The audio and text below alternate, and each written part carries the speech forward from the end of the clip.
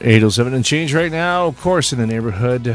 He's got a toque on, I got a toque on. Oh my gosh. It's because it's a minus 1,000 outside in Hamilton right now. We haven't had cold weather like this in a couple of years. Oh, we haven't had clearly cold weather in I don't know how many years. Clearly wet. Well, clearly you haven't dated the same women I have. Well, I was around when Larry Deanne was the mayor, so when I mayor do remember this kind of cold. It must be really cold for poor Larry to take a shot this early in the day. Right off Mr. the top. Deanne, right off the top. I love Deanne. Yeah, no, I love that Deanne. Wow, don't quote me on that. Don't quote me on that. Loving the Deanne. Yeah. Yes, I'm loving the Deanne. How you doing this morning? Did you have trouble rolling into bed like I did? Yeah, it was. The bed was nice and warm and comfy this morning, and I got up. By the way, I guess we should start the show off properly. Good morning. It's Gunnar and Matt Jelly here, and well, you could be. You be Gunnar. I'll be Matt Jelly on this. Sure. All right. Hi. Good morning. Don Valley Parkway. He's moving alongside. Radio guy. Hey, it's a radio guy. No, just like everyone else, it was. You wake up and you just sort of like. Hoping that your house is not going to collapse under the crushing coldness that it is outside. And you know what? I was on the way in here, I was thinking to myself, there's no reason for us to whine about the cold because we haven't really had this kind of weather in the last couple of years in Hamilton. No. Any sort of a snowfall at all, so there's no reason to like get pissy and moany about it. No. But when you get right into it and you're outside, you're like, you know what, Gunnar, I'm going to get pissy and moany about it. I don't like this weather. So there you go. There you go. Look at you. What? Look at you. What? Look at you today. What? How you feeling? I'm good. What do you mean? Well, you got lots to report. You got lots to report. A lot. What do this is the first time you've ever listening to In the Neighborhood here on 93.3 CFMU. We apologize first off. But the show is dedicated to the city of Hamilton, the people that run it, the people that live in it, the citizens, and the potential people that will die and will have toe tags on them because of a casino. The show is dedicated to people who want to run for city councilors, but they're just prepping themselves on the internet just to make themselves... You don't mean me, do you? No. I'm not running for anything. No. I'm going to help some folks get elected next time. The city is dedicated to charity causes and helping people. And actually, this show is dedicated to you if you have any sort of light that you'd like shed on if we could help out. I said shed, by the way. Yeah, I know, yeah. There's a thing there when I say shed. Sometimes I mean the other thing. There's a kind of structure actually that if you can house your bull in it. It's yes, a bull yes, shed. Yes, your bull shed. Yeah. But yeah, the show is about you, and we want you to be a part of it. So you can give us a call at 905-528-9888 if you have any questions, and we can answer it for you on the air. It's a medium for you to get your message out about what your thoughts are in the city of Hamilton and what's great, what's not so great about it. And you can do that by In the Hood Ham on Twitter if you have any questions, or hit us up on Facebook, that sort of thing. And that's what we're all about. We are not a platform for people in their own independent causes. Because it's a non-profit radio station, we are a non-profit because we don't get paid. No. We don't sit here and tell you what to do in the media so we can make money off of it. That's not our agenda. No. Our agenda is not to sit on the air and have people give us money and then say certain things so they could get their way in Hamilton. That isn't our agenda. Whatever could you mean? That is not our agenda at all. No. We do not smiley face in front of you like other people in this city and tell you all these wonderful things and then try to guilt you into doing something because you don't know what's best for you. Because we do know.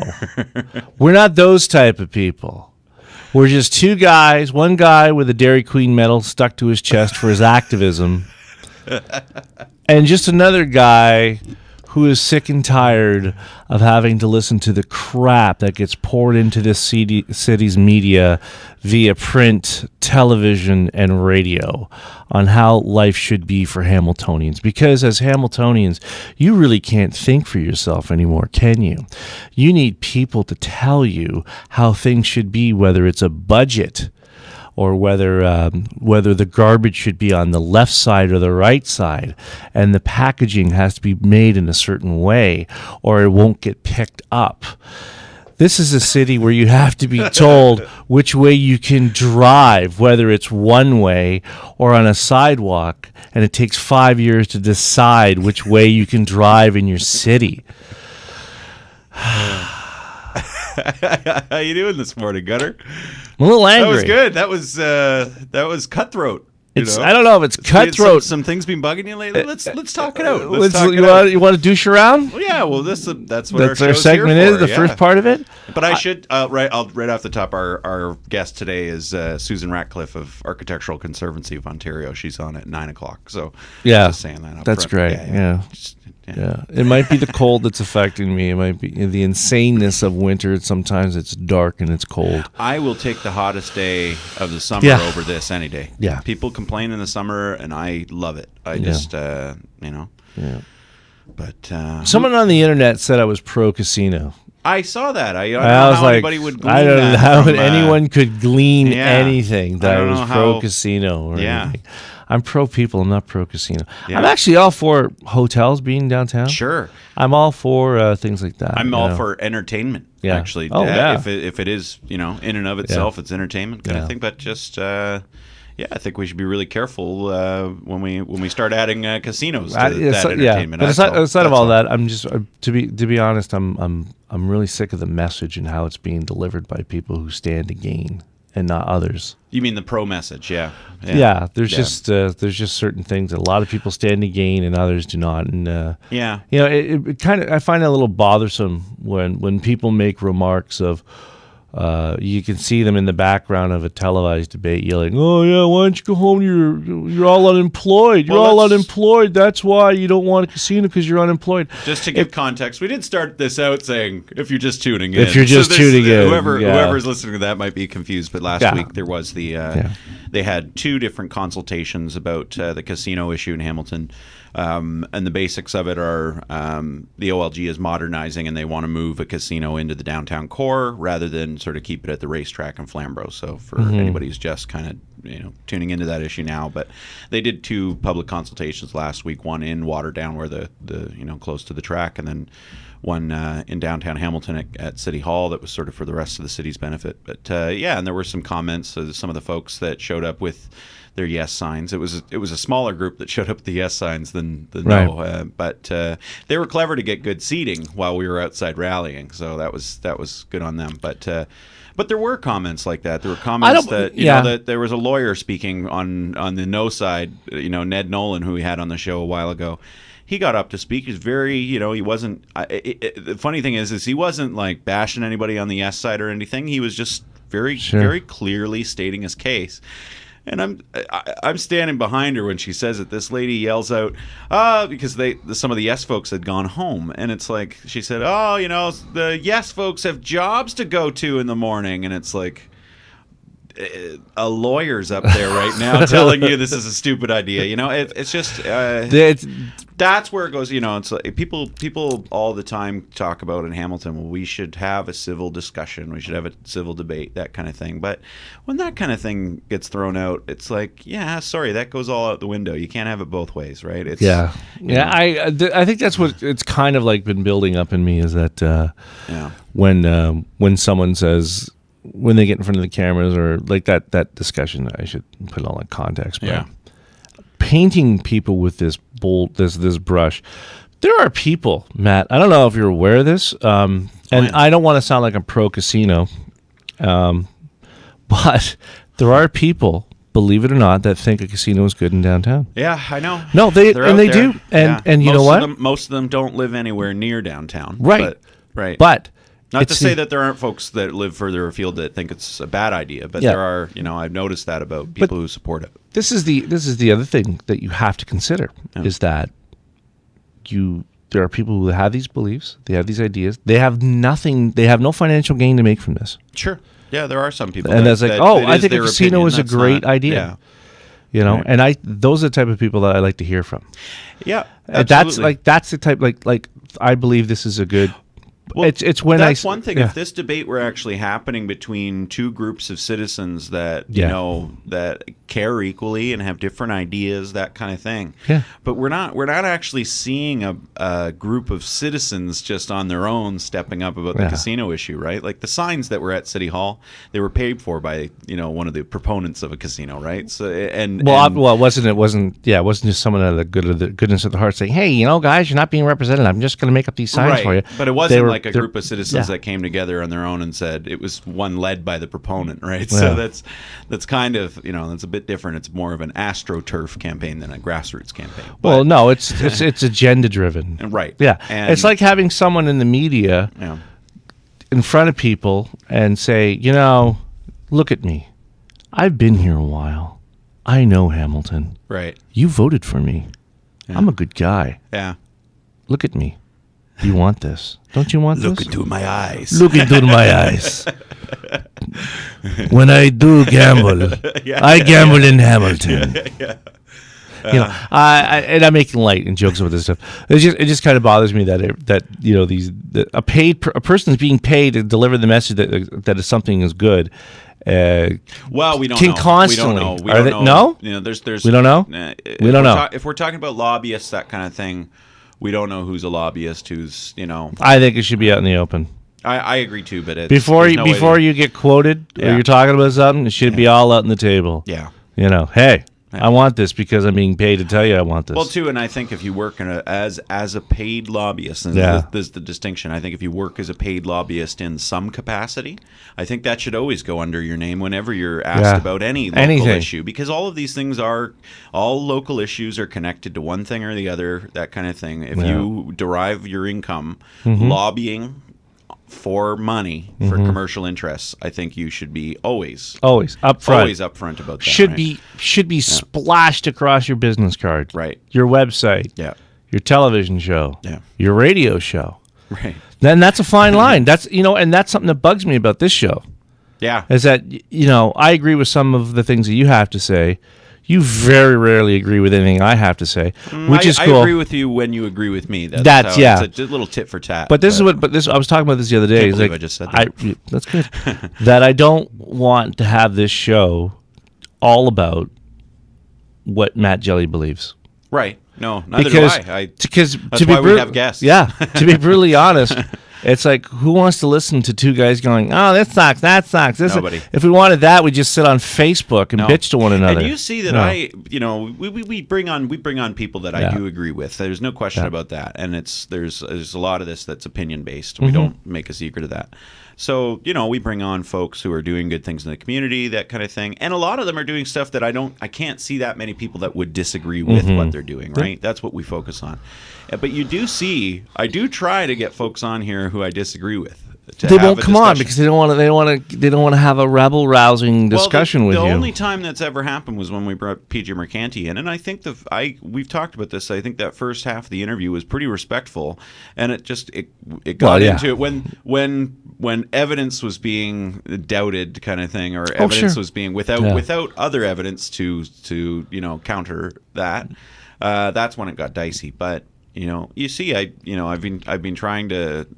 I've put the word out to Larry Deanne as a big proponent of the casino. He's been on Twitter, saying, all sorts of stuff, and he didn't show up to the public consultations last week. It's the folks that seem to care the most about getting a casino. I didn't see any of them at the consultation, right? I didn't see. Why is that? Our friend Jay Robb, who posts on Twitter every day, pro casino stuff. I don't know where he was.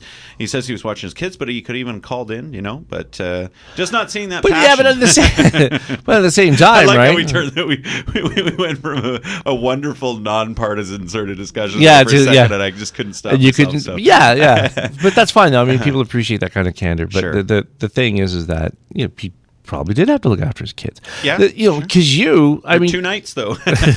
Well, he talked to his other half to say, listen, pick up the slack too. No, but I mean, I just find that there's a certain level of passion about something that you can't really gauge someone upon. Like, you're saying, oh, well, how come you guys didn't show up to this? It's like they have other commitments in their lives. It's just whereas you are focused on this. But it's just anybody that does, like, repeatedly dispute the advice of experts. Right. This wasn't a council meeting that happened. This was a panel of experts, and not just all experts saying what I want them to say. Or, absolutely. It was you had you had the deputy chief from the police. You had 3 representatives from OLG. However that happened, because it started out with one. You had the Canadian Gaming Association. By no means do I agree with them. So you had you had a panel that was actually probably skewed against in terms of just. There were only 3 experts saying, on the economic and the health and social impacts, the negative impacts. They were there, but they had an opportunity because when we had PJ on our show, he was doubting. He was saying that the impacts of gambling are alleged problem gamblers and stuff like that, and this is after a report has come out from Public Health that he admitted he hadn't read, right? So, I just think that they had an opportunity, whether it was they were going to call in or whether they were going to show up in person, they had an opportunity to actually ask the experts, any questions they might have, but. We're not seeing that. And it's some of the same folks that complain that we have too many of these fights on Twitter, right? We don't have a real conversation. And where were they then? Yeah, where were they? I find that, I find the medium Twitter is like you have 140 characters to get your message out and to have a debate with. And what's great about it is that you have to think of everything and make it concise. Yeah. But on the other hand, it's Twitter. You're debating... Right. On Twitter. There are things I like about Twitter. Obviously, we both use it quite a bit. What I do like about it is that nobody can rant on Twitter unless they put up 20, and which I've been known to do. But it's nobody can overly sort of But it's I like it. I like it because you are forced to have a bit of brevity in what you're saying and to shorten your message. But sometimes it does become just sort of slogan versus slogan kind of thing, right? So, all right, here's an opportunity. Yeah. But the events were great, though. I don't want to put it across that it was a negative experience. It was great actually because we heard from experts on either side, like I said, and I really did think we heard not just the health and social impacts about a casino, but some of the economic impacts as well that we haven't been talking about. There's this assumption a casino is good for the economy, 100% of the time kind of thing. There's really another story to that too. So I was glad to have that out. It's funny when someone said that I was pro-casino. It's like, well, I am pro-casino. But not pro-casino. I'm pro-Hamilton, rejuvenation of downtown. And that's something I'm guilty of just as well, where I keep saying rejuvenation. Right. I have this in my head where we have to rejuvenate. We have to make it, this sucks. I mean, I've heard comments, and I've read comments where people are saying, they're all crack dealers that hang out downtown. Right. And I go downtown like, I don't really see any crack dealers. And I've been here a while. I come from a long, long line of crack dealers, right? Your brother Dan secretly makes his money selling crack. Oh, yeah. He's just super polite and... he's the politest nice crack guy, dealer that we've ever met. But total crack dealer, that guy. Always gives me recommendations on all of my crack pipes. I like that we can say that about Dan because we know he won't sue us. Yeah. Oh, no, he might. But we don't care about Dan.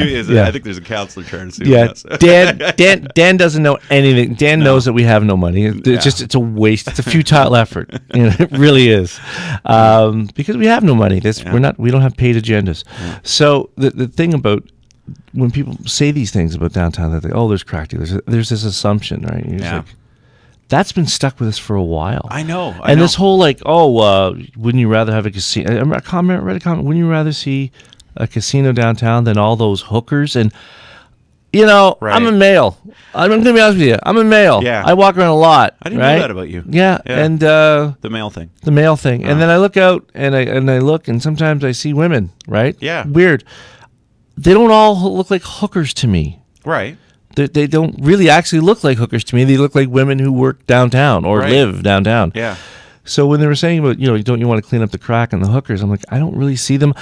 I'm looking at King and James. People think standing there's there. this big broom that comes along with the casino that sweeps out all of this negative stuff. It doesn't. No, it just adds to it. Yeah, but it's like okay, but there's this idea. If you put this, I like the idea of a casino. I like the idea of something new and different downtown. Sure, I like the idea of new and different, and I like the idea of development and hotels and put a hotel entertainment, but put a water park why in. Even I don't a care. Casino? I just don't know why the casino has to be a part of that. The market's there. Yeah. These guys already promised a hotel. The HECFI bid. Go ahead and build a hotel. Just But the idea. But I think it's the whole when you say, well, you want rejuvenation, right? Well, here it is. Well, we've been talking about that word though, rejuvenation or revitalization or whatever, for 40 years. About downtown revitalization. We've been talking about it. Every generation that comes along, downtown revitalization. And what does it ever mean? It means build a mall or a stadium or a casino. That's not revitalization. You know what we could have done for 40 years is just paid attention to the smaller things, the day-to-day things, all the little details. Get the coal tar out of the parks. Go after the the underutilized brownfield, that kind of redevelopment would be great. But since the 1960s, that rejuvenation idea has been just a big banner that people can put up when they're really trying to get something that is not a benefit for the whole city, but a benefit for a few businesses, or that's the thing. But that's how our economy is driven, though. Yeah. That's how our economy is driven, Matt. You make money, and then you got to free up the people that can actually make money are the ones that create jobs. I mean, this is what has been driven into our heads. I get that, but it's sort of like we're more interested, it seems, in making a big splash with one project that makes money for a big company or a couple big companies kind of thing, than doing projects that have a benefit for companies that are large and small. And medium-sized, businesses, and I don't see that. I don't see, as some folks like to say, rising all boats, right? I see this sort of trickle-down idea, right? That's Reaganomics, right? Yeah, you see that again and again. That if we just build a big box that has stuff in it downtown, holy moly, we'll cure poverty, we'll cure drug addiction, we'll cure, and it's like, no, again. Yep. Jackson Square, perfect example. Jackson Square is doing better now than it has my whole life. I'll say that. We're getting a supermarket. There's less vacancy in the mall. Things are happening there. But that was Jackson Square was built by our governments. It wasn't a company that came along and said, "Hey, we got a great idea for a mall. We want to put a mall in downtown Hamilton." It was our government. Our government went and expropriated blocks and blocks of property downtown, threw people out of their homes, their businesses, and then they built a mall. They said it was a civic square, is what they called it. Right? This was 1960s, 65. They said it was a civic square, and as time went on, the plan changed from originally it was going to have the art gallery was going to be a part of it. There was going to be a planetarium. There were going to be all this stuff that was, commerce, art, education. It was all going to be. So they built the education center, which we've now just torn down, and then everything after that. The plan changed and it became a mall. It was only supposed to be 10% commerce in the beginning. So this was a project of our government. They said downtown revitalization. We put all of our eggs in that basket. Then we built it. And then for 30 years afterwards, the city and the region, back in the time before amalgamation, forgot about downtown. They said that was it. They built the mall, and then there was no major initiatives between October 1970 when the mall started to be built and just recently we've really started to pay attention to downtown again, right? We've done some improvements to the market, the McNabb Street terminal, even the clocks don't work, but we've made some investments, and now it's like there's this sort of begrudging at City Hall about everything we hear about is downtown, and it's like there is a lot of focus on downtown, but it is a bit of catch up, and people have to admit that. We stood back and let the downtown fall apart, and we did everything we could to expand and sprawl, right? And so for us to come back and actually put some of our attention on the downtown, and I again go back to Terry Whitehead. He mentions all of these things like as if the taxpayers who live downtown, the residents who pay through their rent, they pay through their property taxes, that they have no part in paying for those projects, right? And so now some folks are saying, well, we've invested all this money in downtown, so you should take a casino, and it's I don't know how we end up in that spot, but I think I see it as the same thing. It's just another project that comes along. It's easier to just put all your eggs into one basket and say, look, I supported this big, stupid project that cost us way too much money, but they don't say it that way. But I supported this big project, and people say, oh, yeah, well, he was in support of that big project kind of thing, right? And it's not.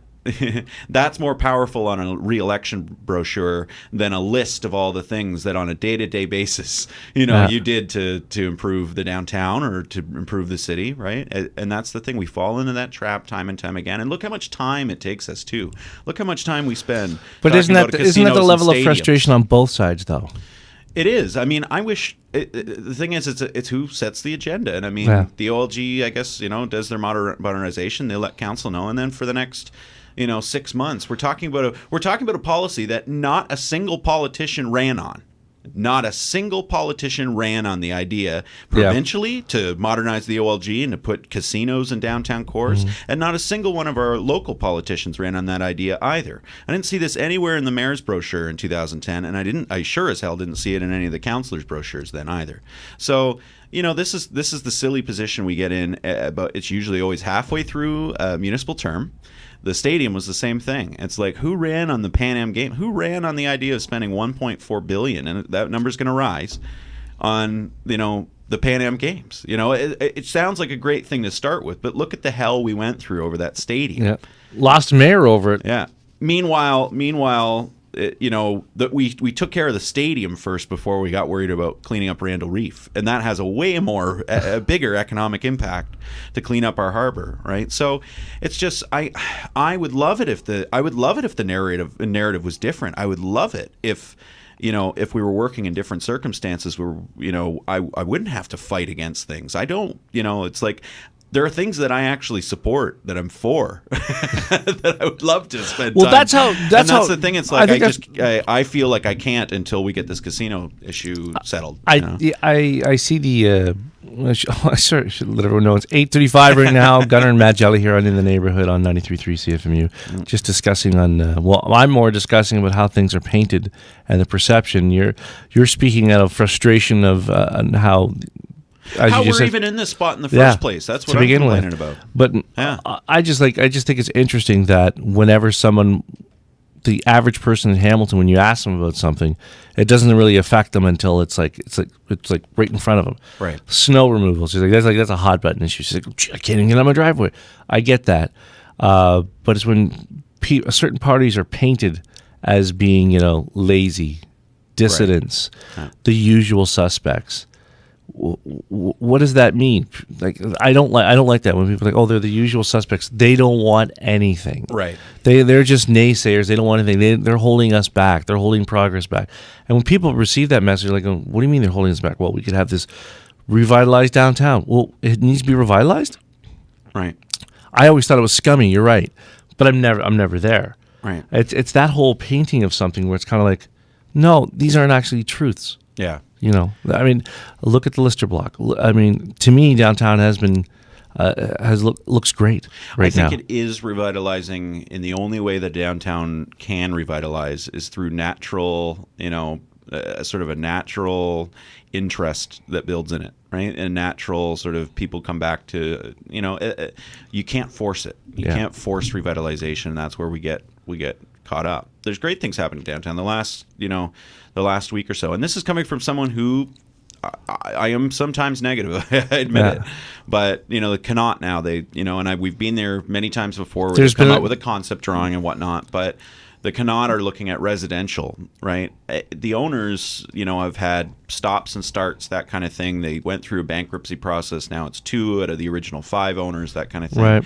But they recognize that there is a market for residential downtown. The struggle with the Connaught is it's going to take somebody tens of millions. They're going to have their work cut out for them to fix up the Connaught. And but if you were to build a residential tower in downtown right now, there's a market for it. That's that, that wasn't the case. That wasn't the case 10 years ago. It wasn't the case 15 years ago. Things are actually improving, right? And, we keep hearing good stories about downtown, and there are some folks that want to convince us to stay in our Stockholm syndrome, that we just need this silver bullet. or we're not as good as Toronto, or we're not as good as, and it makes me so sad to watch some folks still fall for that, and I hope they don't overall here. I hope we're finally past that point that we need people, again, like at the meetings last week where so many people showed up. It's like 500 people at City Hall, probably. It was 25,000 that listened in on the phone and whatnot. And people say, this is great for engagement. But it's the same as the stadium. I want to see those folks every week. I want us to have those conversations every week about equally important stuff. There's so many other things going on even. Mm-hmm. I feel bad I can't focus as much on Aerotropolis. It's a story that means a lot to me as well, right? But it's just sort of, I want to see that. I want to see day-to-day attention. I don't want to see us just have our big fight every 2 years where half or more of the people walk away disappointed. Either whichever way they feel about stuff. But that's how stupid things happen, because everyone just gives up. They're frustrated. Right. But if every citizen actually were spending a bit more time paying attention to city council instead of Honey Boo Boo, I don't know if that reference is outdated by now, but but if we were really paying attention, and it would lead to less cynicism, people would understand more about the process. It would lead to a better government if more people are paying attention. What you just said there, sorry to interrupt, but you just said less cynicism. Yeah, that's how people view the pro-casino people. That the cynicism's there, like, you're only doing this for your own gain, right? It's not just I would never suggest that everybody who supports a casino is doing so for their own gain. I would never suggest but that's the perception. That's for your own gain. Like, what are you going to get out of this? Right. Like, what are you going to get out of this? For some folks that is the case, but there are citizens who they do with all their heart believe a casino is a good idea. Yeah. I just don't happen to agree with them. Yeah. But what I'm saying is that cynicism goes both ways. Right. The anti-casino people look at this and just go, You're doing this for your own personal gain. You're not doing this to improve Hamilton. But it's not. And I think cynicism. Yeah, I know, but I think that's the anger that gets to everyone. Who was like, you're doing this for your own gain, and some people don't actually think that way. Right. That Fair enough. Yeah. Yeah. But the cynicism I'm talking about is that I've had these conversations with someone like Lee Reed, for instance, where Lee says he doesn't vote, and he has very good reasons.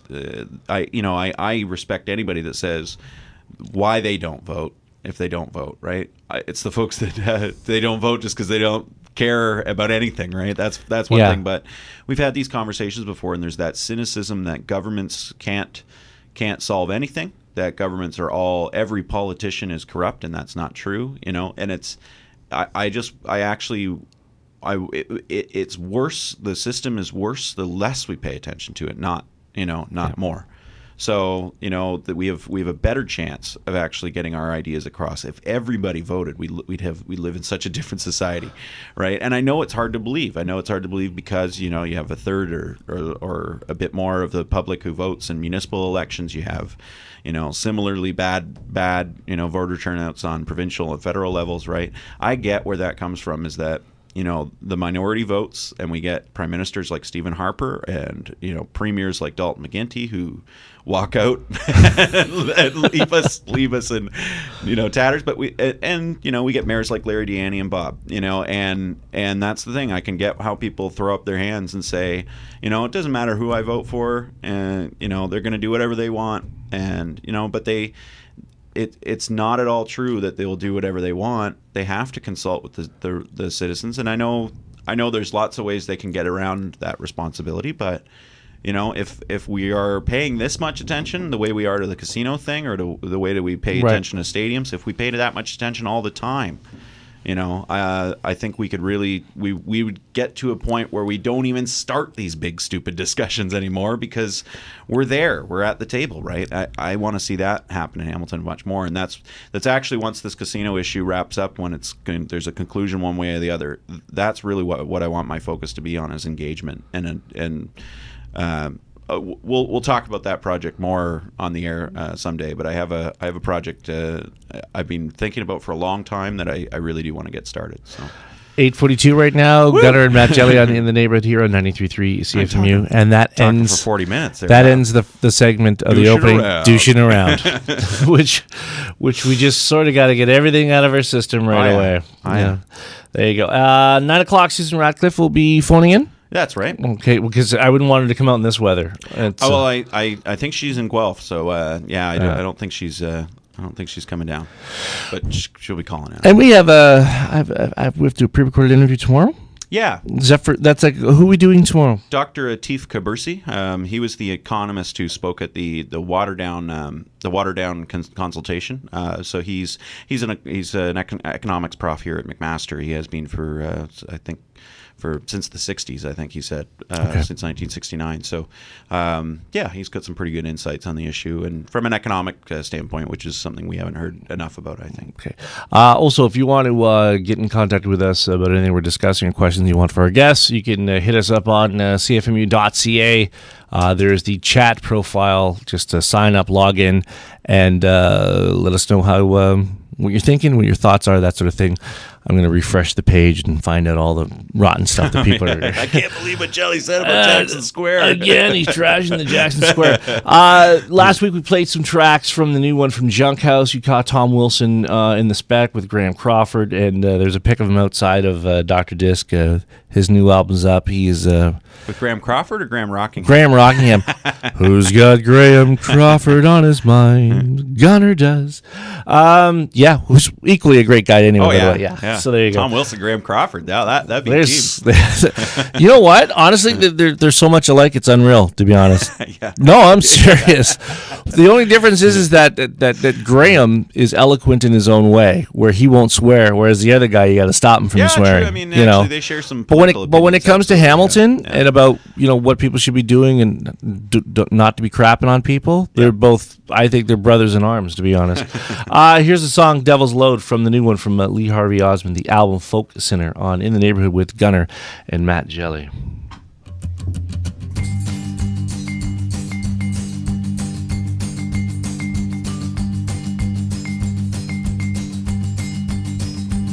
Oh mama, I'm broke, no money, no toast. I'm on a hungry dark road, and I'm a long gone day with a devil's load. What devil's load? What's going down? What's coming up? Who's getting round? There's a lonely boy on the side of the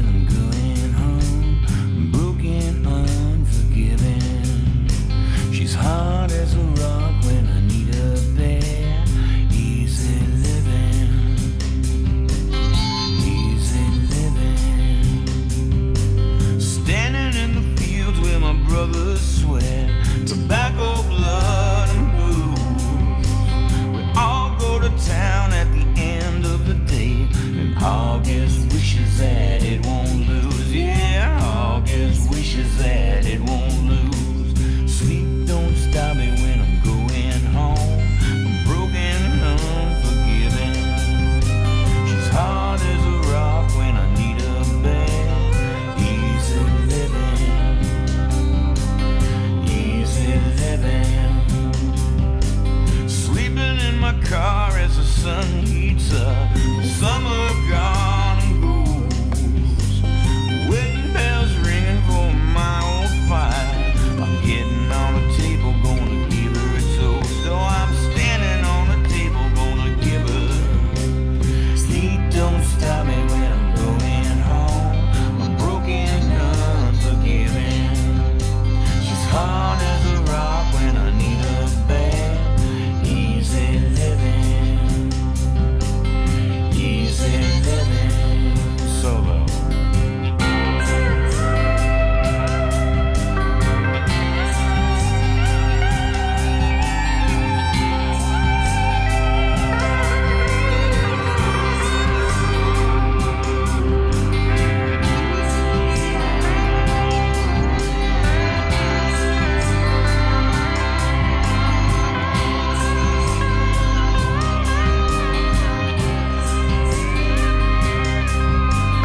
Living in a castle of missing men with the worldly bars to hold me.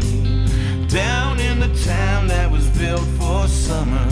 Here today and gone tomorrow. Here today and here tomorrow. Heat don't stop me when I'm going home. I'm broken, unforgiving. She's hard as a rock when I need her bad. Easy living, oh, easy living, easy living, easy living.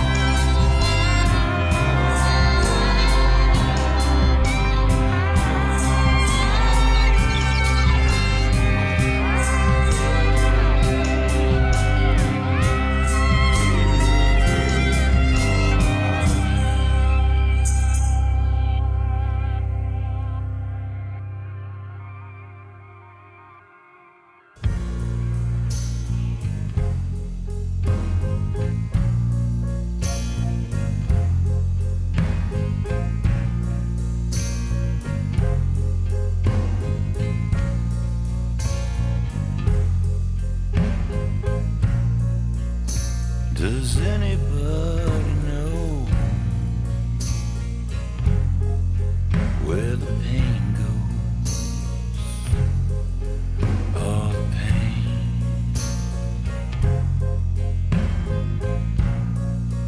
All my enemies are digging in, and I've lost sight.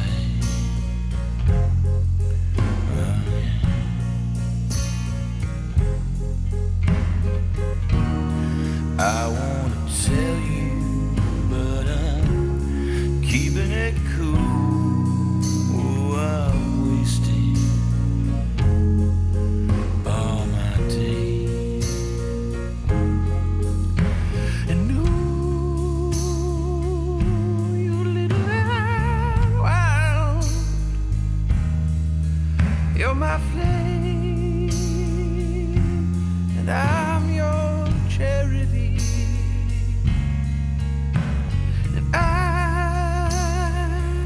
I need a crystal chain.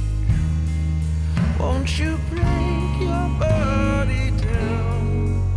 Won't you break your body down for me?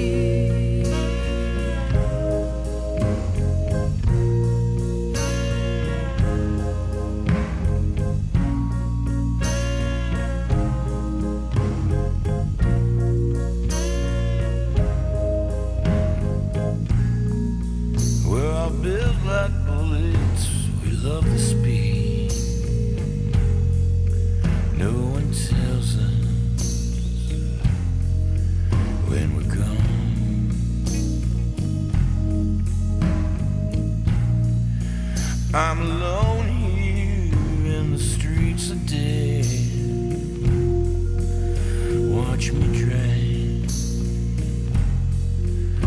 rusted chain.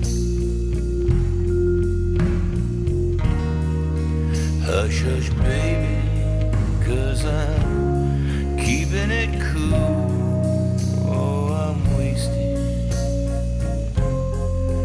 all my days. And ooh, you little lamb wild, you're my flame, and I'm your charity.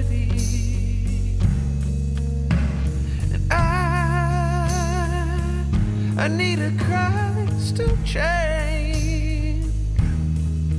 Won't you break your body down? Won't you break your body down for me?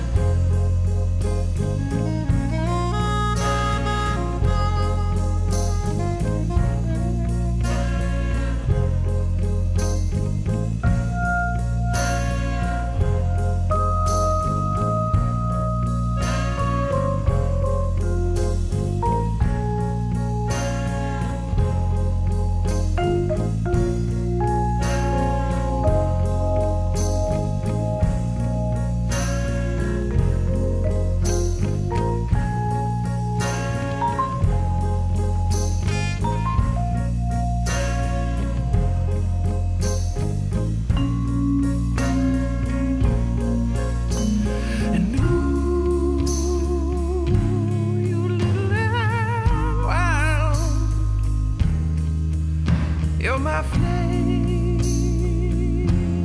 and I'm your charity. And I need a crystal chain. Won't you break your body down? Won't you break your body down for me?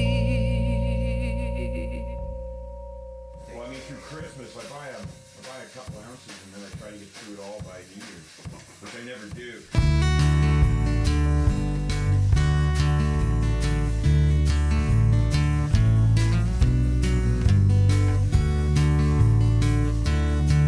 Can you hear me calling from a one true love? Praying to the skies and the heavens above. I'm a big chief climbing on a mountain. I see the war. I see the war in the sky up top. I see the war and I wanted to stop. There's a spirit in the river and a spirit in the tree. The price of my head that brings them after me. I'm a wanted man born of the water in the woods. I'm a big chief trying to do some good, but I'll be hung before I'm understood. And I wanna dance through the flowers and on the grass. Yes, I'm gonna dance away the war with you. Yeah, yeah.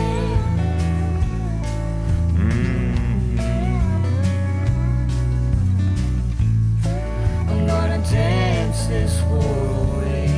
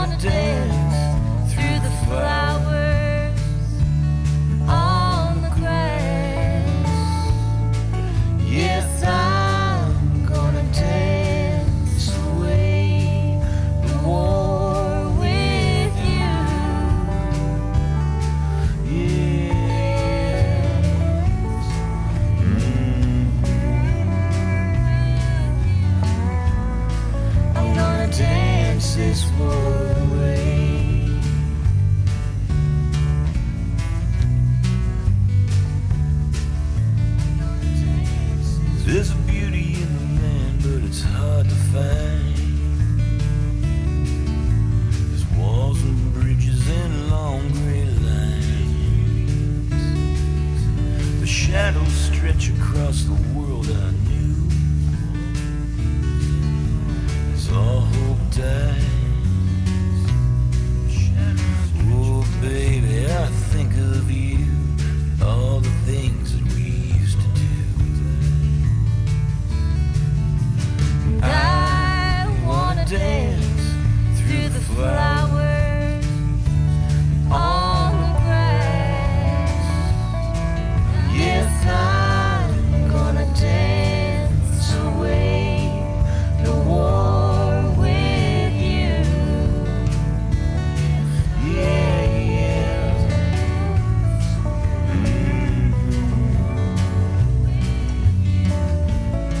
I'm gonna dance this war away.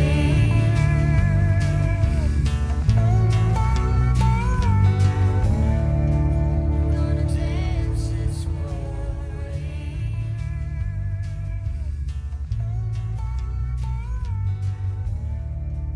Gonna dance this war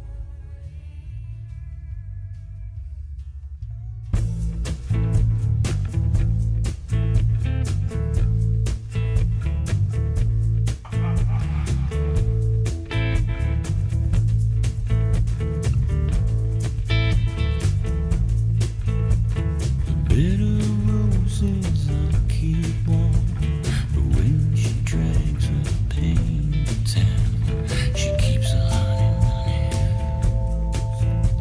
She keeps her honey running. The beating slow just love, love, love. She keeps her honey running. She keeps her honey running to the other side. She keeps her honey running. She keeps her honey running. Yeah, I say,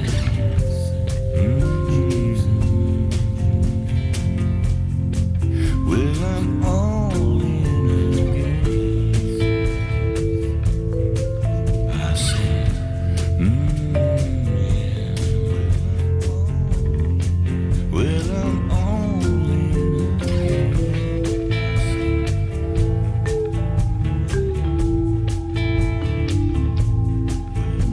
She took my pills, I can't get high.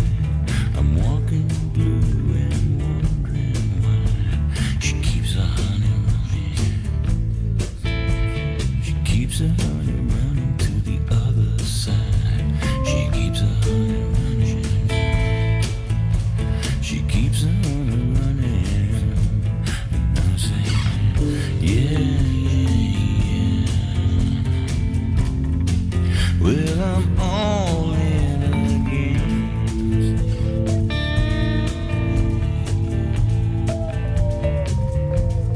I say, yeah, yeah, yeah, yeah, yeah. I'm all in again.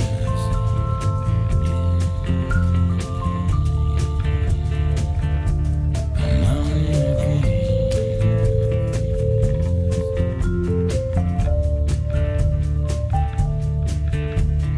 Keep her honey running. She keeps her honey running to the other side. She keeps her honey running. She keeps her honey running to the other side. She keeps her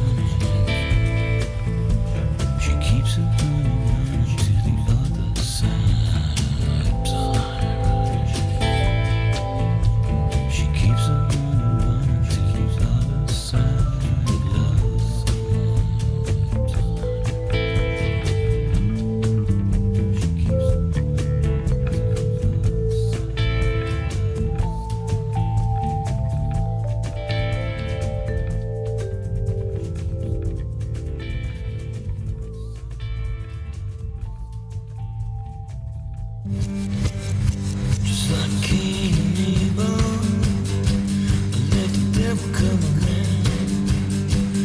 I'm the king of the highway, with a snake for a crown. When love bones his fingers, and I'm going down. Well, no hell's angel, but I like to pretend I'm the king of the highway, on the freeway, with a black red soul. I'm gonna ride to the end, and when I leave this house, I ain't coming back. Leave this house, I ain't coming back. Tie my sins to the railway track, cut my nails with a chicken scratch. The garden of Eden has broken my back. When I leave this house, I ain't coming back.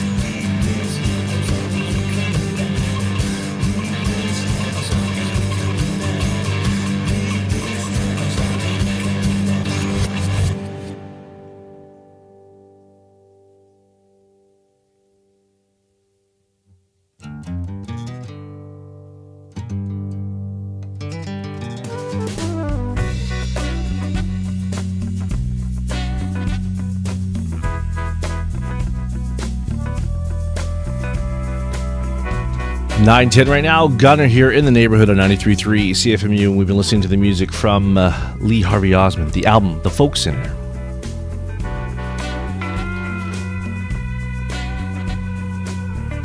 You heard Leave the House, Honey Runnin', Big Chief, Break Your Body, featuring Hawksley Workman, Easy Living, Devil's Load, and started things off, Oh Linda, a brilliant cover of Gordon Lightfoot.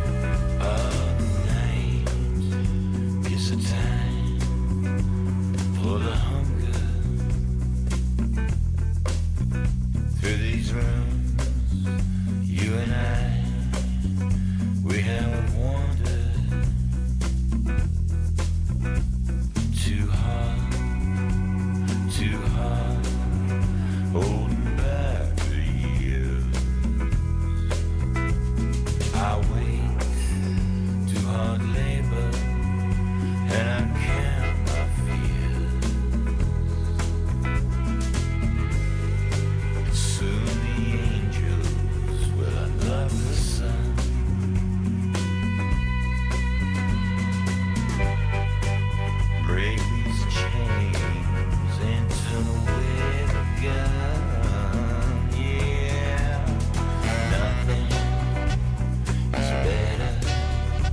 than the freedom. Oh, nothing is better than the freedom. Let the law take a man from his family, yeah. See the evil on the faces down the highway, yeah.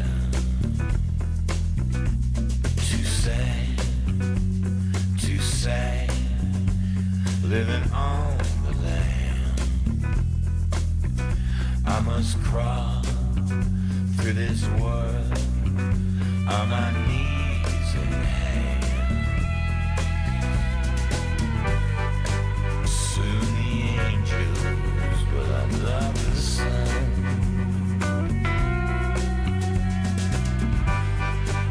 Break these chains and turn away the gun, yeah. Nothing is better than the freedom. Oh, nothing is better than the freedom, yeah. Oh, nothing is better than the freedom.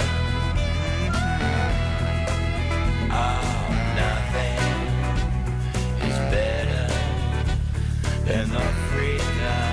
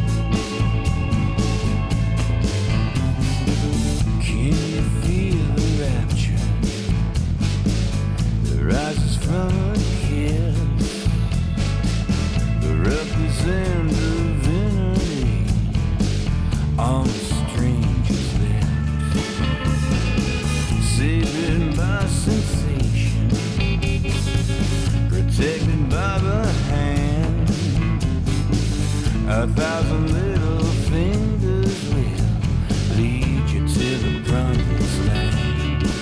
You've got to love everyone. You've got to love everyone. You've got to love everyone so you can then love yourself.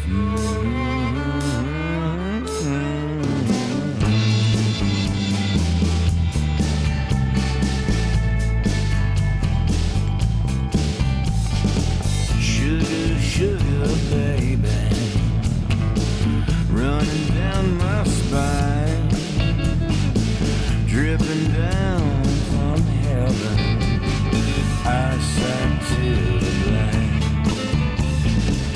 Miracles and beauty, sex without disease.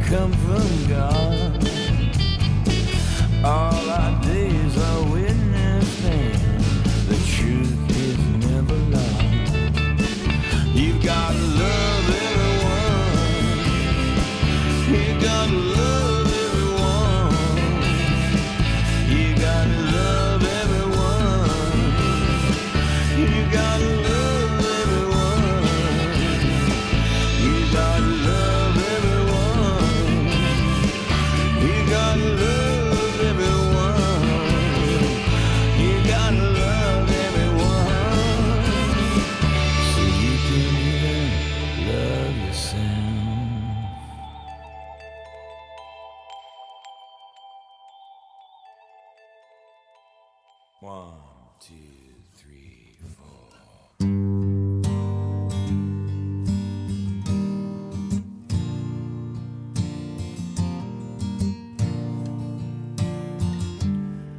From the shores of 31 Mile Lake, the night folds in on deep water, holding secrets while winter sleeps and never speaks. Deep water, before you rise and steal this dream away. Come and say goodbye.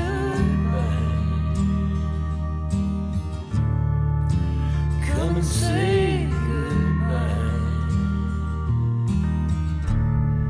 'Cause I'm going back. Oh yeah. Through the moonlight where spirits meet and stop by deep water.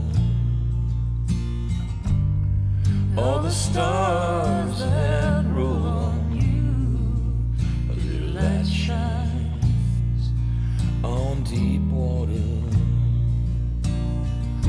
Before you rise and steal this dream away. Come and say goodbye.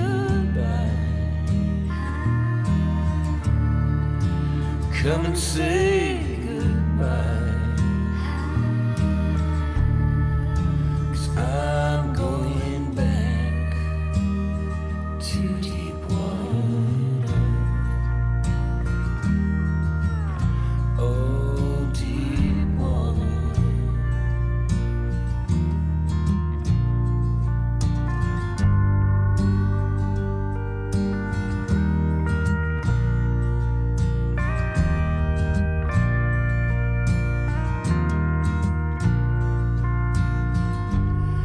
On and on the summer's kiss desires you, deep water. From the shores of 31 Mile Lake, the night folds in on deep water. Oh, deep water. Oh, deep water. Deep water.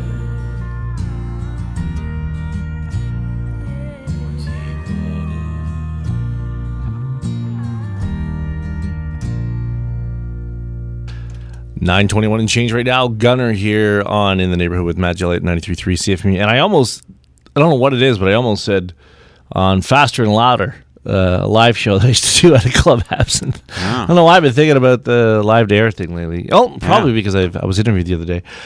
You just heard a Deep Water featuring Margot Timmons from the Cowboy Junkies. Also Lost Everyone, Freedom, Leave This House, Honey Runnin', Big Chief, Break Your Body, also featuring on vocals Hawksley Workman, Easy Living, Devil's Load, and starting things off, Oh Linda, a cover from Gordon Lightfoot, not Willie P. Bennett, by the way. For some reason, I had that in my head, and I knew that, and I had to call the old man, and I was tweeting him, and all those songs are from Lee Harvey Osmond.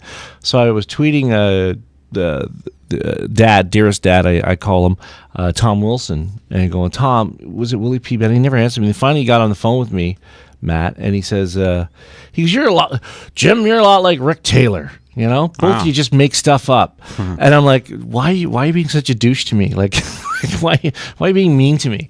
So all that's from the new album, Folk Center, Lee Harvey Osmond. And when I called Tom last night, he was just about heading into a meeting about next year's booking for some of the artists that they're going to bring down on Log Street, I think, in one of the big old churches there. So they were quite successful this year. They had Stephen Page, I believe, formerly of the Bare Naked Ladies, and a few others that I can't quite remember off the top of my head sort of thing.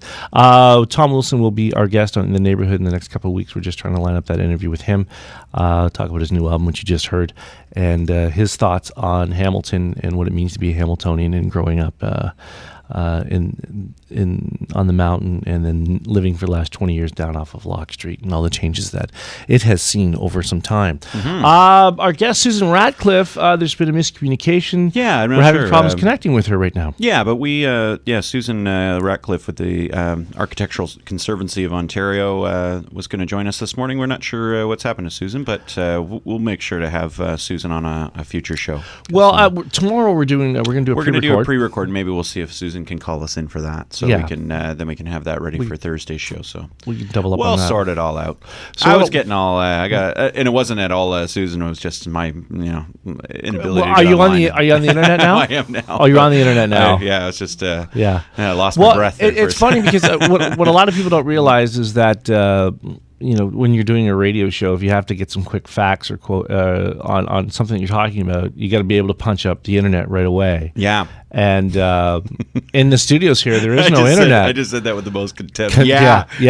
But there is no. They don't have internet here at CFMU just yet, and we're relying on our laptops and people saying, "Well, here's you can log in on my account, or whatever." But in the area that we're in right now, it just sort of does. It comes in and it comes out. So we're trying to tweet and contact with people and also message them saying, really "Hey, call in at this and you time." got to run out to the hallway every time you got to do it. Yeah, carry your laptop. Yeah, so it's a little bit frustrating. So Matt, for the last 20 minutes, almost had to buy a new laptop because it looked like it was going to go flying on a couple occasions. And it's an Apple, and you can't really get it fixed in Hamilton. You got to go to Burlington to go get it fixed. I found out over Christmas too. Over Christmas when he dropped the thing on his way into the show. It fell. So it fell. Okay. But that doesn't mean that the show doesn't go on because our guest, we couldn't connect with him. Farley Hammertron. Is it Hammertron or Hammerton? I think it's Hamilton. Farley Hammerton is Hammerton is supposed to be calling in and part of a new news source out of Hamilton, which is his version of gatekeeping of news, which basically takes the piss out of all of us. Oh, I just got an email from Susan Ratcliffe. What's going on? She says that we can now give her a call and we'll interview her. She thought we were calling her, which we did try, but it was a is that what's going on? Timing issue. So okay, so Farley, I got some tweets to delete. Yeah. Okay. Farley Hammerton says he's actually tied up right now, and he's going to be. Well, a few that works minutes. out then. Well, we'll find time for Farley Hammerton very soon. Oh boy, it's a tight ship we run around here. Well, maybe we'll do a pre-record with him as well on Wednesday if we can do that. That works. All right. So now I got to. I have to track this Susan down. Do I not on the phone? Yeah. Is that what's going on? We'll throw on some music and we'll get Susan on the air. So we're gonna play music. Get the heck out of town. Is that what we're gonna do? Absolutely, that's what we're gonna do. No. We're gonna spin some more music. I love spinning music. What I'm trying to find is a new release of some Hamilton music. So here's the Zillies sketches, a little bit of the rock pop kind of vein. Here's Martina Sunshine for you.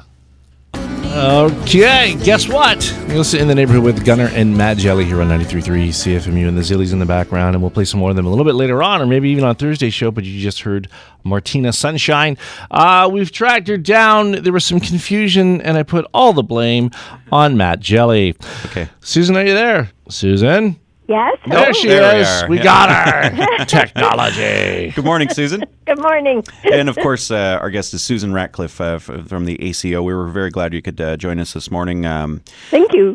The Architectural Conservancy of Ontario is a province-wide organization, and obviously focusing on architectural conservancy. That would be a good guess. Yes. Thank you. Why don't you actually, just for listeners who might not know and who are familiar with some of our local heritage issues, what the Architectural Conservancy's mandate is province-wide, and what your involvement is with the ACO. Well, our mandate, as you may have read in letters and publicity recently, is to make people aware of the value of our heritage and to advocate to preserve it, to reuse it, to make sure it's here for all of us to appreciate and love. Not just buildings, but landscapes and areas. And your listeners might be interested to know that the first branch of the ACO was founded in Hamilton in 1967. Wow. So you are a forerunner in Ontario in saving buildings, although our organization was formed in 1933. Yep. So Hamilton was the leader in heritage conservation and advocacy. First house tour, first bus tour, first set of lectures. So we applaud Hamilton for that being a model for us across the province. Well, thank you. And the Conservancy put out a press release yesterday that does relate to a local issue. Obviously, people have been concerned about the buildings in Hamilton's Gore Park. Yes. And there was some talk of recently the developer did at first put in a demolition request, then rescinded the demolition request after a couple of councillors had sort of urged at least a compromise solution, which is how it's being sort of presented, that it's a compromise. At first, we sort of heard three out of the 5 buildings would be preserved, and then that became 2. Then it became sort of facadism. But the developer has rescinded his demolition permit, so there is a bit of a window of time. But only for the 3 buildings, 2 or 3 buildings identified, the demolition is supposed to go ahead for the Victorian buildings on the left side. Right.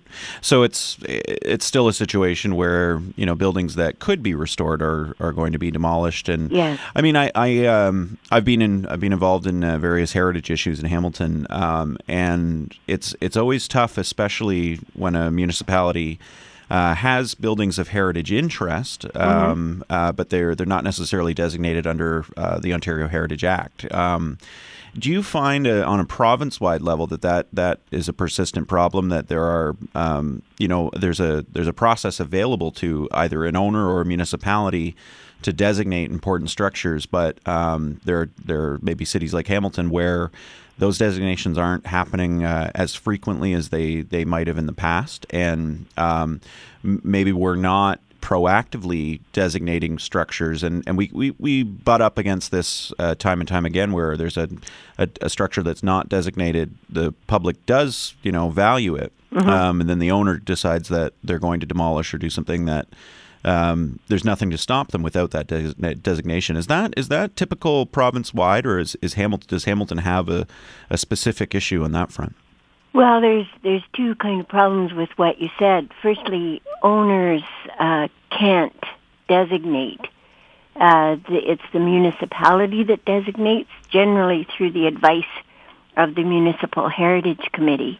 Yeah. We don't need the owner's permission to do that. I know that the owner does. That's a difference too now. That used to be the case that you did need the owner's permission. Is that right or no? No. Okay. No, the Heritage Act, it recognizes that it's a community good that has preference, and that a heritage building is a benefit to the whole community. Right. But certainly an owner could request that their property be designated as well. Well, they can request research for designation. Right. So the biggest problem, and it is province-wide, is that it's expensive to do a designation. Right. You need time to do the research and write up the report and then write the bylaw and recommend it. So if municipalities don't put the money into their heritage committees or heritage planners, staff, then doing that would be the work of volunteers. Mm-hmm.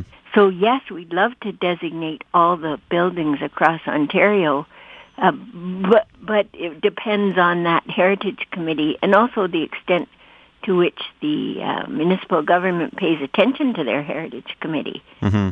I'm in Guelph, and we have a heritage register of almost 2,000 buildings. Mm-hmm. And I don't know how many are in Hamilton. We have a registry with about 7,500 progies of historical interest or architectural interest. Those aren't necessarily the ones. That gives it official status. That means it gets a 60-day reprieve before demolition permits, and that allows the municipality or the committee to write the designation report. I've always heard it described as a registry. I don't know if it exists in that official capacity, that they would have a delay similar to that of a heritage designation. I'm not sure. Yeah. Because then the Municipal Heritage Committee can investigate. And in your case in Hamilton, the committee was not given the opportunity to do the research because of this agreement between the councillors and the developer. Right. So that's sort of skipped the step of what's supposed to happen in the Act, which is for the Heritage Committee to make that decision and recommend to council. Right. And I mean, does the Architectural Conservancy, just for folks who aren't familiar, is it it's essentially a group that pushes for protection? Is there a financial component to this that the ACO can help out in cases where perhaps not this situation particularly, but where money is an issue, or are there other groups out there like heritage trusts that can get involved? No, we don't have money to give. It's up to the municipality. Our job is to advocate, to educate, and to make people aware of the situation. When usually it happens like this, it's a kind of suddenly someone decides they're going to demolish, and the community says, "Whoa, wait a minute!" Right. So it's our task to speak up and to make the rest of the public aware of the crisis. Right. But the money itself would come from the municipality. Many municipalities have heritage tax incentives. Yep. And they have grants that they give to owners of designated buildings. I'm not sure if Hamilton has that yet, so that if you own a building that's designated, your taxes might be reduced up to 40%. So the Heritage Act allows that. But it has to be enacted by the municipality. Right. And so that's really what it comes down to in so many cases, is whether the political will exists to protect and maintain heritage buildings. And some of that comes through even, property standards in a way where, preventing demolition by neglect, that kind of thing. But there's a double-edged sword where in some cases property standards can be what comes down on a heritage building in a way where the owner receives a bill and says, well, I don't have the finances to fix this building, and they decide to demolish. We've certainly seen that in Hamilton. But demolition is usually more expensive than ongoing repair. Agreed. This owner's had those buildings since 1997. Yeah.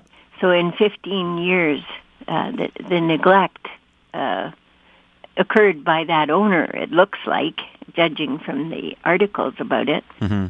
So ongoing maintenance would have kept them up. And I understand they're not in structural disrepair.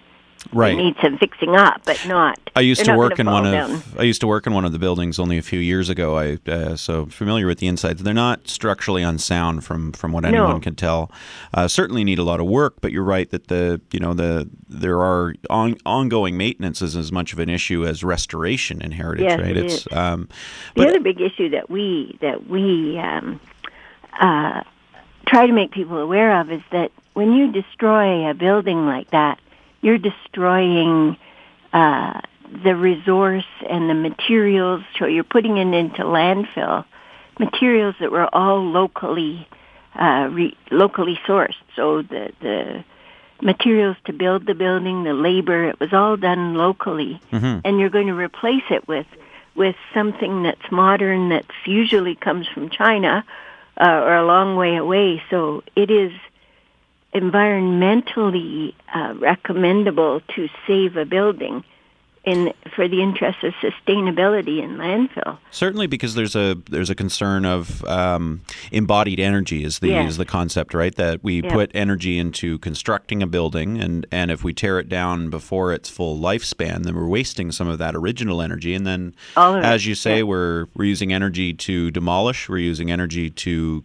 reconstruct a new building, and we're using even more energy than we would have in the first place when we're bringing in these prefab materials to build modern construction these days, right? So it is. One of our members, an architect of long standing, went out to Goderich to look out there, And which was hit by the tornado, right? Yeah. Yeah, he said when he came back that the buildings that were essentially standing were the heritage ones, the ones that were blown away in some cases without a trace, right, were the modern ones built to modern building code.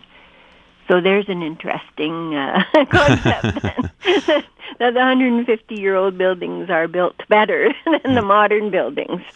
I did want to ask, because our Architectural Conservancy of Ontario is a province-wide organization, you must see the differences between how different municipalities deal with some of these issues. Now, in some smaller communities where they don't necessarily even have a LACAC, a conservancy or a municipal heritage committee, are there challenges with that? I know that there are smaller communities, they don't have that committee, and heritage isn't as much of an issue there, but they eventually will have a heritage issue come up, as well as maybe compounded by the fact that it's a smaller community, so there's a smaller market, so there's not a market-based solution in some of those cases either, right? So, what are some of the challenges? Yeah, if the challenge is if there's not a municipal heritage committee, the council has consciously made that decision, right? Because the only body that can constitute Municipal Heritage Committee, formerly the LACAC, is the council. So the citizens need to ask for one to be formed, and the council needs to do that. Now, some councils don't want to be advised on heritage. They don't want to be reminded of their responsibilities. So for them, it's convenient not to have a committee that's always nattering at them to, or in other words, advising them to take their responsibilities under the Heritage Act seriously. And that's where we could ask for the minister's intervention as we have here, because he has just as much power to designate as a municipality does. Right.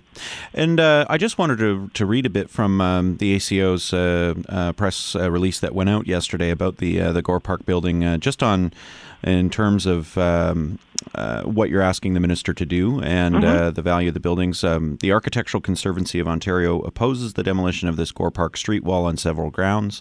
The buildings are of provincial significance due to both the association with William Thomas and the quality of design, and are representative of commercial architecture in the pre-Confederation and Victorian periods. These buildings define the character of Gore Park not only through their individual qualities, but their collective contribution to a pedestrian-scale street wall. The buildings have been in continuous use and appear to be structurally fit and suitable for renovation and adaptive reuse. Finally, it is understood that there is no immediate plan for redeveloping site where the buildings will be demolished. And the release goes on to mention that under the 2005 changes to the Ontario Heritage Act, as you point out, the minister is empowered to designate buildings that further the government's mandate to conserve. Have you seen? I know we've seen situations like Brantford, for instance, where there were 41 pre-Confederate buildings that were demolished, and they weren't designated, as far as I know. No.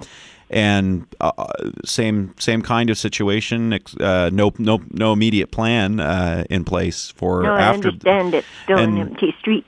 And the minister didn't step in. Same heritage minister at the same time. Michael Chan didn't step in. Is there any expectation that the ministry? I know I've been in that situation too. I've asked the ministry to respond to something where a non-designated building is in danger, but then the municipal council, if they don't show the political will on the local level, that usually seems to be the answer from the ministry as to whether they act. Do you see anything different happening in this case? No, I haven't had a response. I sent the letter on, I think, Friday or Saturday that press release is based on, and asked for a reply within a week. I haven't received anything. The first letter, I received the same form letter reply as did other people. So I didn't receive a different reply. And essentially, as you said, the reply is it's a local responsibility. Right. But that's one part of the act. The other part of the act is that where the municipality does not save the building, the minister can step in and designate. Where do you think the disconnect is in that? Do you think it's just there's not a political desire for one level of government to sort of be seen to be stepping in, even though it is their mandate to do so? They have a clear one to step in these cases. They just don't want to be seen as interfering in a local matter, that they want to leave that up to the municipal council? That I could ascribe many many characteristics to the minister. I don't know what his thinking is. Right. That's, if I go by the form letter I received, that seems to be what he's saying. So, in other words, he's not looking at the provincial significance of heritage, that a community is part of a bigger picture, just like a building is part of a landscape, in your case, the Gore Park landscape. And it looks like a mouth with a gaping tooth, know, right. If something is taken out of it, it's not the same landscape anymore. Right. So a minister's responsibility is to say, how many buildings like this do we have? How many landscapes do we have like Gore Park that we could save and show to the province as a significant area to look at? You know, in Gore Park, it's a tourist attraction. You have walking tours and the area that's known as a place to go to see that kind of setting. Many downtowns have died, and for many other reasons, of course. But to see a vibrant downtown is a wonderful thing in Ontario. Yeah. And should be honored. There's possibly a provincial election coming up in the spring. I think it's a sure thing that we may end up in that scenario again. And obviously, this is a provincial issue just as much as it is a local issue. Now, I know that heritage groups over the years have pushed for more binding legislation. Obviously, the Ontario Heritage Act was updated in 2005 with a number of improvements, which were good and good improvements, and people were happy to see them. In implementation, maybe some of this stuff hasn't happened as we'd like it to. But are there further changes that you'd like to see to the Ontario Heritage Act to make it more of a binding law, so that in practice, at the end of the day, we are actually preserving important structures? Well, we would like to see the Act fully implemented. We'd like to see a requirement that every municipality have a heritage committee, and we'd like to see a requirement that there is a provincial list that has some teeth in it. We've tried over the past few years to get schools listed because many of the red brick schools are disappearing, and Absolutely. That's because the Ontario government doesn't fund maintenance of those schools. So many different ministries need to work together. The Ministry of Transport wants to expand Highway 407, so they knock down 40 heritage farms. So we need to have all of the ministries online saying that heritage is important, and also that heritage will be provincially funded. Right. So there needs to be money, because it is a special instance, and the importance of it needs to be recognized by having money to give to owners to do the restorations. Yeah. So the two things together, making sure that there is a provincial list, and that's possible with this act if the minister enforces his own act, which is what we're asking him to do. We're not asking him to do anything other than what the Act allows him to do. Yeah. But we need to add the element of incentives that used to be there, to bring it back to what it was in that sense. And when you say, I mean, we all are very cognizant in sort of the Don Drummond era of austerity that money is tight at the provincial level, and for all sorts of reasons there that we won't get into. But how do you? I recognize heritage as an investment, not only in our environment, but also these are assets. They're very unique assets because they can't be replicated. They are a cultural asset. How do you convince the public that the money that we would call for to be put into heritage on the provincial level or investment in heritage, that it is an investment and it's not just a nice thing to do? Well, you can access the studies. Michael Seaman in Grimsby, for example, has clear studies to show the economic value of heritage tourism, that people who come to a municipality for that purpose spend, I think it's 20 to 30% more than other visitors to a town. And so there are statistics like that can reinforce our kind of feel-good statements about heritage. And then you can ask, how much do people spend on trips to Paris and Britain and other World Heritage sites to see the very things that we have in Ontario? So, you could match that kind of concept if you'd spend $1,000 to go and look at a streetscape in Paris, when you can look at a similar 1880s streetscape in Ontario and say, we have it too. Yep. We have it too. Yep. And so that's what we have to convince people, as well as the information about green buildings, that heritage buildings are just as green as modern ones, if not more so.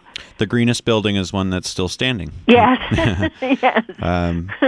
And I mean, it's we've got to wrap up the show in a minute, but it seems like we are, we've moved away from heritage buildings in a sense, and just in terms of the way that cities developed post-war.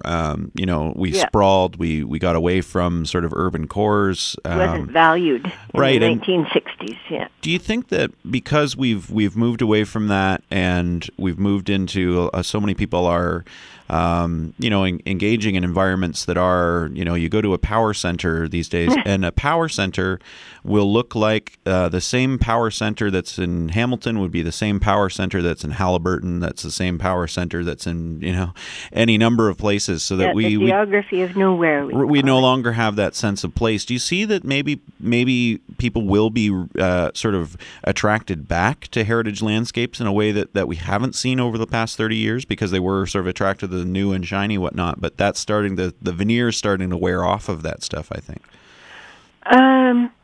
Do you think the value of heritage is increasing in terms of the public's appetite? One would hope that. One would hope that people who live in the suburbs of a town would be aware that the center of their town is a beautiful and unique place. I talked to a person in Guelph who had lived in Guelph for 4 years and didn't even know it had a river because she'd never been past the mall. So we'll always have those kinds of people who prefer that kind of suburban environment. So it's up to us to make people aware of the value and the beauty of and the uniqueness of a town. You don't just move to it because it's got cheap housing and a Walmart, but that it's something different, that Guelph is different from Hamilton, different from Kitchener, and it's worthwhile to go and look at those places. Yeah. And not want to, go to the Holiday Inn anywhere in the world, or heaven forbid Walmart. So it's a matter of education as well. Yeah. And how can people get involved in ACO's? First of all, ACO in general as an organization, both locally and provincially, but yes. as well in what should people who are concerned about the future of the Gore Park buildings, what is the most effective thing that they can do, to make sure their voice is heard? Well, in the local sense, they need to contact their city councillor and their mayor. I mean, we're a provincial group, but there's a local branch. And so to become members of the Hamilton branch of the Architectural Conservancy and to write letters, telephone, and email or tweet their counselor and just say, this is really important and we need you to inquire. Why are two counselors making secret deals with a developer? Why isn't it coming to City Council for a public debate? So the local is always, always, always the most important thing. And then they too can write to the minister or to your own MPP, who I understand is Andrea Horvath, so that she can lobby the minister and speak up for Hamilton's interests. My position is provincial president, but it's always the local concern that's the most powerful. And in this case, if the minister won't act, then you've got to convince the municipal government that what they did is not up front. They need to bring this in public and debate it in a public council meeting so that everybody gets a chance to talk. So I would encourage Hamilton residents to contact their council and their mayor and say, we don't want this to happen. We think it's important. Yeah. Well, thanks so much for joining us this morning, Susan, and keep up the great work with the ACO. And people can obviously visit arcconserve.ca online. And, and the hashtag for tweeting is Save the Gore, at Save the Gore. So they can do that or go to our Facebook page as well to register their comments. Great. Well, thanks so much, Susan, and keep up the great work. Thank you for your time. Thank you. And that was bye-bye. And that was Susan Ratcliffe of the Architectural Conservancy of Ontario. Took us a while to find her this morning, but we found her. Yeah, we found her. God bless her heart. And next Thursday, or should say Thursday show, we're going to have on the show. Well, we will be interviewing. We're doing a pre-record with Dr. Atif Kabursi from here at Mac. He's an economics professor. We'll be doing that tomorrow. May have Hammer in the news. Farley Hamilton will do. He must be so mad because it was just back and forth. Well, apparently it was hard for him to get away from the cops. It's hard driving with handcuffs, he says, to make the interview. He's a funny guy. So we'll do a pre-record with him as well, and we'll have all that set up for Thursday morning. And I may have another guest to add to that too. Okay. So Thursday will be quite a full show. If you missed the show, you can always. I'm sorry. The girls from White Elephant are joining us on Thursday morning as Excellent. well. Okay, so if you missed this show and you are you just tuning in now and you wanted to hear what the show consists of, you can always go to cfmu.ca and download the podcast, or you can go to gunnersmith.ca and I'll have everything loaded up there under the heading of In the Neighborhood with Matt, Jelly, and Gunner. We're taking off. We're running out of time right now. Thanks for tuning in, folks.